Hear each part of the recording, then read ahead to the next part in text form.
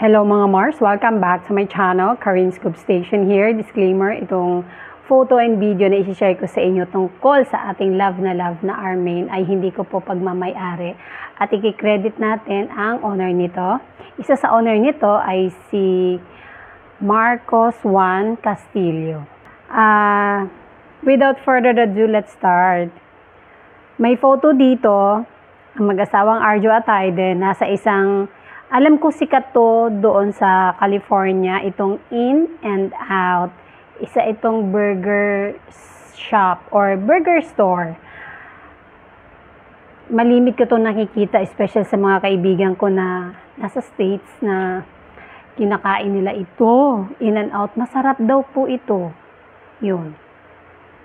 Sana magkaroon dito no, sa atin, yung brunch. Tapos, yung si Marcos Juan Castillo ay nag-share din siya ng video habang ini-interview si Arjo Atayde sa red carpet ng MMFF 50 sa TCL Theater. Ayun, ay habang ini-interview, ang asawa ay nasa harapan lang niya, nanonood. Sobrang supportive ni Mrs. Atayde sa kanyang husband at super proud na proud po talaga siya. The way yung tinitignan niya ang kanyang asawa, may gulay, nakaka-in love.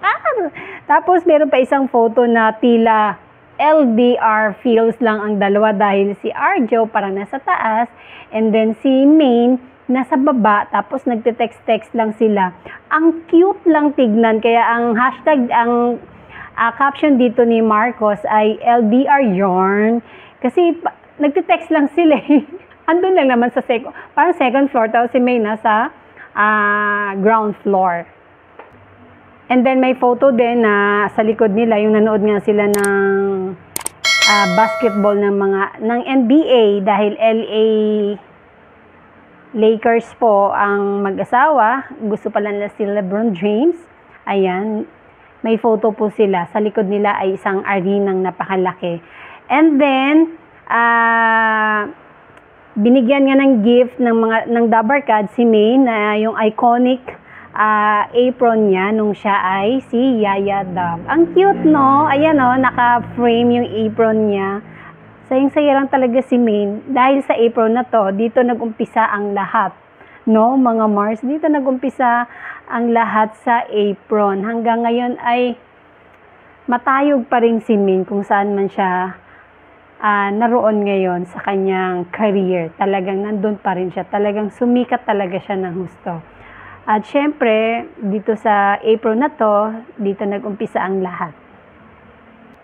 Tapos, nag-post si Maine Mendoza ng photo sa kanyang Instagram account na may title itong 30 Cutie and Striving. Ayun. Ang ganda ng photos na ipinost niya. Ito yung birthday party niya na nasa Shangri-La the Fort po sila dahil doon nga nag-celebrate ng birthday sa Umanota, Manila. Ayan. Napakagandang photos.